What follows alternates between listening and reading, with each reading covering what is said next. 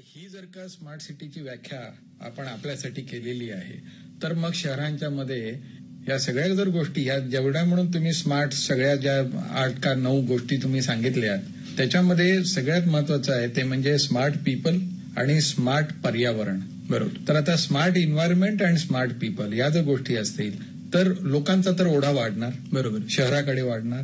मग पायाभूत सुविधांच्या वरती त्याचं प्रेशर येणार. मग ह्या सगळ्या गोष्टींचं नियोजन कसं करायचं. बरोबर. आणि ह्याचं सगळं पुढे कसं शहरीकरण करत असताना ह्या सगळ्या गोष्टींचा कसा आपण सांगड घालायची की जेणेकरून पायाभूत सुविधा प्रत्येक माणसाला मिळतील आणि त्याचा पर्यावरणाचा ऱ्हास न करता. हे कसं. याच्यात एक मला अॅनॉलॉजी किंवा तुलना अशी करावीशी वाटते मनुष्याचं शरीर आणि शहर. तर मनुष्याच्या शरीरात वेगवेगळे अवयव असतात आणि ते अवयव त्यांच्या पद्धतीने त्यांचं जे काम असतं ते करत असतात. तसंच शहरात वेगवेगळे डिस्ट्रिक्ट्स वेगवेगळे नेबरहुड्स असतात. काही ठिकाणी लोक राहतात, काही ठिकाणी लोकांना शिक्षण मिळतं, काही ठिकाणी बाजारपेठा असतात तिथे क्रय विक्रय म्हणजे इकॉनॉमिक ऍक्टिव्हिटी होते, बिझनेस डिस्ट्रिक्ट असतात तिथे बिझनेसेस चालतात. असे वेगवेगळे विषय वेगवेगळे अवयव शरीराचे जणू असतात. आणि जसं शरीरात एक हृदय असतं आणि शरीरात रक्त वाहतं त्या रक्ताच्या माध्यमाने सगळ्या शरीरांच्या अवयवांना ऑक्सिजन मिळतं आणि त्या ऑक्सिजननी प्राणवायूनी ते सगळे अवयव चालतात आणि चांगल्या पद्धतीने त्यांचे कामं करतात. असं सगळं झालं प्राणवायू सगळ्या अवयवांना व्यवस्थित मिळाला की शरीराची प्रगती होते, मनुष्य स्वस्थ राहतो, त्याची बौद्धिक आध्यात्मिक प्रगती होते. शहराचं बघितलं तर ही जी प्राणवायू पोचवणारी जी व्यवस्था आहे ती आहे ट्रान्सपोर्ट सिस्टम. याच्यामुळे लोक एका ठिकाणावरून दुसऱ्या ठिकाणी जातात आणि त्या ठिकाणी जाऊन ते कामं त्या अवयवाचे कामं चांगल्या रीतीने पार पाडतात. समजा आता आपण ही जी प्राणवायू पोचवण्याची जी व्यवस्था आहे ट्रान्सपोर्ट नेटवर्क वाहतूककडे आपण समजा व्यवस्थित लक्ष नाही दिलं तर काय होईल. जसं शरीरात आपल्या ज्या आर्टरीज असतात, नसा ज्या असतात, ज्या हृदयातून रक्त नेतात त्याच्यात ब्लॉकेज आला तर काय होतं. हार्ट अटॅक येतो माणसाला आणि हार्ट अटॅक आलं की मनुष्याचं काय होतं हे सगळ्यांना माहिती आहे आपल्याला. तसंच शहरांमध्ये या वाहतूक व्यवस्थेत समजा ब्लॉकेज निर्माण झाला आणि एक नाही असे असंख्य ब्लॉकेजेस निर्माण झाले तर काय होईल. शहराला हार्ट अटॅक येईल आणि असे असंख्य हार्ट अटॅक शहराला बहुतेक रोज येत आहेत. आणि म्हणून शहरांची एक अवस्था अशी झाली आहे की जे आपल्याला असं कळत नाही की आता या शहरांचं काय करावं, हे हाताबाहेर चालले आहेत की काय असं आपल्याला वाटायला लागलं आहे. आणि म्हणून एक थोडंसं स्टॅटिस्टिक्स सांगतो की भारतात जे काही मी आता सांगितले 500 शहरं आणि जे काही संख्या सांगितली त्याच्यात आपण हे विचार केला की ट्रान्सपोर्ट सिस्टम कुठल्या कुठल्या शहरांमध्ये किती शहरांमध्ये आहे. तर ट्रामवे आता आपल्याला माहिती आहे फक्त कलकत्त्यामध्ये ट्रामवे आहे. फक्त कलकत्ता. याच्या पलीकडची BRTS बस रॅपिड ट्रान्झिट सिस्टम ही 17 शहरांमध्ये आहे. बरं. आणि मेट्रो ही भारताच्या 12 शहरांमध्ये आहे किंवा प्रपोज्ड आहे किंवा सुरू होणार आहे जे काही आपल्याला म्हणता येईल. मोनोरेल 15 शहरांमध्ये आहे किंवा प्लॅनिंगमध्ये आहे. काही बऱ्याच कमी शहरांमध्ये पण प्लॅन बऱ्याच शहरांमध्ये आपल्या मुंबईमध्ये पण आहे. सबर्बन रेल्वे ही 7 शहरांमध्ये आहे. काही शहरांमध्ये खूप लहान प्रमाणात आहे. मुंबईसारख्या शहरामध्ये खूप चांगल्या प्रमाणात आणि खूप जुनी खूप मोठ्या प्रचंड प्रमाणात. बरोबर. पण आता आपण हे समजा याचं टोटलिंग केलं 1, 17, 12, 15, 7 तर आपलं वाटेल वा आपल्याकडे 50-60 शहरांमध्ये बहुतेक चांगली वाहतूक व्यवस्था आहे असं वाटायला लागेल. पण तसं नाहीये. त्या शहरांमध्ये BRTS पण आहे, त्याच शहरामध्ये लोकल ट्रेन पण चालतात, त्याच शहरांमध्ये मोनोरेल पण आहे. तर या सगळ्यांची टोटल होऊन 50-60 होत नाही, 12-15च राहते. म्हणजे फक्त 12-15 शहरांच्या मध्येच हे पोचलेलं आहे. आणि जसं मी तुम्हाला सांगितलं की 450 शहरं आहेत जे 1 लाख ते 10 लाख लोकसंख्येचे आहेत. पण त्याच्यात जर ही जी 27 कोटीची जी लोकसंख्या आहे त्याचे 80% लोक या 450 शहरांमध्ये राहतात. म्हणजे त्या 450 शहरांमध्ये राहणारे 80% अर्बन पॉप्युलेशन पर्यंत ह्या सुविधा पोहोचतच नाहीये. आणि तेच असे शहर आहेत जे आजही जगण्यायोग्य आहेत. आज मुंबई दिल्लीत जगणं कठीण आहे हे सगळ्यांना माहिती आहे आपल्याला. तेच जगणं कसं सुसह्य करायचं, सुखकर करायचं याचे प्रयत्न चालू आहेत. अजून प्रयत्न व्हायला पाहिजे ते सगळं आहे. पण आज हे जे 450 शहरं आहेत यांच्याकडे पण लक्ष द्यायची गरज आहे. तर म्हणून पायाभूत सुविधा जसं मुंबईत आवश्यक आहेत, दिल्लीमध्ये आवश्यक आहेत, मुंबई दिल्लीच्या स्लम्समध्ये पण आवश्यक आहे, तसंच हे जे 450 लहान शहरं आहेत यांच्याकडे पण लक्ष द्यायला पाहिजे. कारण हेच ते शहर आहेत जर आज जेव्हा कशाला मी हे वारंवार म्हणतोय की जेव्हा पॅरिसमध्ये मेट्रो इम्प्लिमेंट झाली तेव्हा पॅरिसची लोकसंख्या 10 ते 15 लाखांची होती. त्या मेट्रो सिस्टममुळे त्यांनी जेव्हा शहर ते वाढले तेव्हा ती मेट्रो सिस्टम आधी ते वाढवायची, एक्सपांड करायचे, मग ते शहर वाढायचं. त्याच्यामुळे जी वाहतूक ची जी समस्या आहे किंवा वाहतूकची जी पद्धत आहे ती नेहमीच शहराच्या विकासात आणि शहराच्या ती पुढे होती, ती अग्रभागी होती. तर त्याच्यामुळे शहर वाढलं. आधी शहर वाढलं आणि मग आता काय करावं याचं असा प्रश्न निर्माण झाला नाही. पण आज मुंबईत हे खूप कठीण काम आहे. पण हे जे 450 शहरं आहेत याच्यात हे आजही शक्य आहे.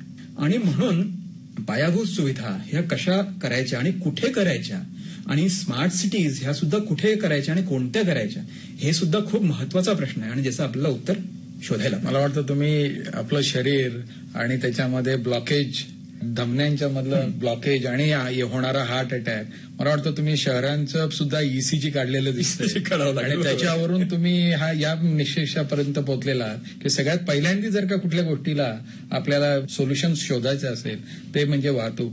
आणि त्याच्यामध्ये ही जी 450 शहरं आहेत, कारण तुम्ही म्हणालात ते फार योग्य बोललात, कारण ह्या 450 शहरांच्या मध्ये लोकांचा आता लोंढा वाढणार.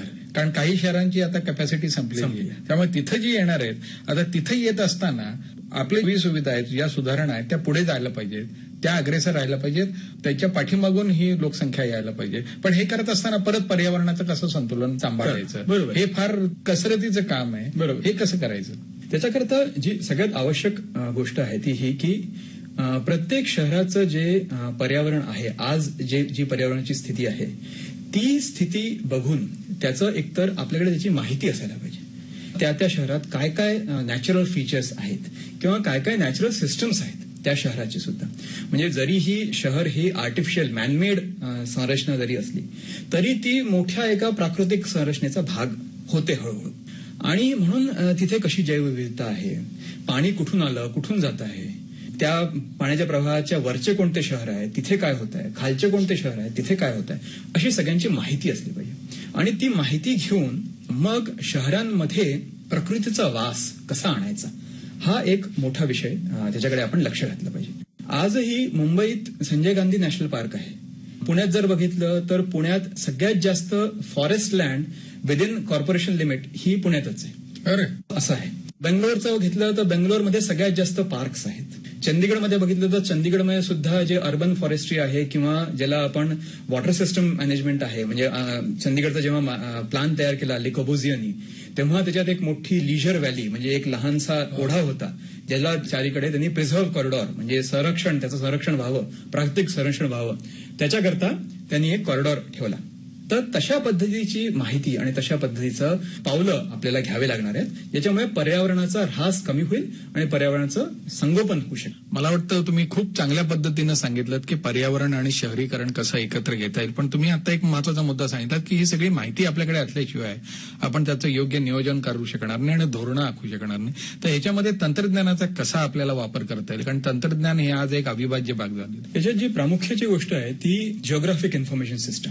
म्हणजे शहरात जी काही आपल्याकडे जमीन आहे ती जमीन किती आहे, कुठे आहे, त्याचा काय वापर होतोय आणि त्याच्यावर इमारती किती आहेत, झाडं किती आहेत, अशी सगळी जी माहिती आहे ती माहिती एका नकाशाच्या स्वरूपात आणि त्या नकाशासोबत त्याची माहिती म्हणजे त्याच्यात समजा आपण म्हटलं की माझ्याकडे एक जमिनीचा तुकडा आहे तर तो किती मोठा आहे, त्याच्यावर काय वापर आहे, अशी सगळी माहिती एकत्र आणि पायाभूत सुविधा ही सगळी एकत्र एका डेटाबेसमध्ये असणं हे एक तंत्र जे जिओग्राफिक इन्फॉर्मेशन सिस्टम्स आहे ते प्रत्येक शहरात असायला पाहिजे. त्याच्या आधारे आपण वेगवेगळे तंत्र त्याच्यावर वापरू शकतोय.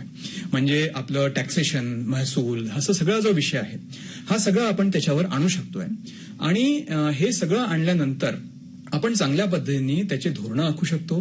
ते धोरणं बरोबर होत आहेत का याचं आपण टेस्ट, याची आपण कसोटी बघू शकतो.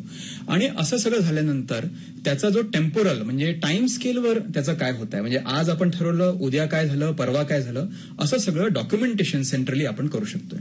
हे सगळं करण्याकरता एक जे महत्वाचा विषय आहे की हे सगळं जाणकार असलेले लोक आपल्याकडे पाहिजेत. त्याच्याकरता तशी शिक्षण पद्धती असायला पाहिजे. बरेच शिक्षण संस्था आहे जे याच्याविषयी ज्ञान देत आहे. Geographic information system, urban planning असे सगळे विषय आहेत. पण ते जे काही तज्ज्ञ आहेत ते एक तर कमी प्रमाणात आहेत, त्यांची संख्या आज आपल्याला वाढवायला पाहिजे. ती संख्या वाढल्यानंतर जे काही तज्ज्ञ आहेत त्यांना विशिष्ट ठिकाणी आणि योग्य ठिकाणी त्यांचा उपयोग करून घ्यायला पाहिजे. आणि हे सगळं करताना आपल्याला हे लक्षात ठेवायला पाहिजे की ह्या सगळ्यांना आपल्या शहरांवर प्रेम करण्याकरता प्रेरित करायला पाहिजे, जी मूळ गोष्ट आहे. आज आपण कुठेतरी दुसऱ्या शहरात जाऊ आणि राहू असं नाही. माझं शहर मी त्याला कसं चांगलं करेन याच्याविषयी या सगळ्या तज्ज्ञांचं लक्ष असायला पाहिजे. मला वाटतं तुम्ही जी माहिती दिलीत आज आणि ज्या पद्धतीनं तुम्ही ह्या सगळ्या माहितीचा जो तुम्ही समारोप केला की शेवटी तुमच्या शहरावर तुम्ही राहता जिथं त्याच्यावरती तुम्ही प्रेम करायला शिकलं पाहिजे आणि ते प्रेम करता येईल अशा तऱ्हेनं परिस्थिती निर्माण करायला पाहिजे. मला वाटतं मुंबईचा जो आराखडा आहे विकासाचा त्याच्यामध्ये हे जर का मेन उद्दिष्ट जर ठेवलं तर याचा नक्कीच फायदा होईल. मला वाटतं की तुम्ही जी आज माहिती दिली ती अतिशय अनमोल अशी माहिती आमच्या प्रेक्षकांना दिलीत. त्याबद्दल मी तुमचे पुन्हा एकदा आभार मानतो, तुम्हाला धन्यवाद देतो. आणि या बलसागर भारत हो या कार्यक्रमासाठी तुम्ही वेळ दिलात त्याबद्दल तुमचे आभार मानतो. धन्यवाद. धन्यवाद गजानन जोशी साहेब आणि धन्यवाद ऑल इंडिया रेडिओ.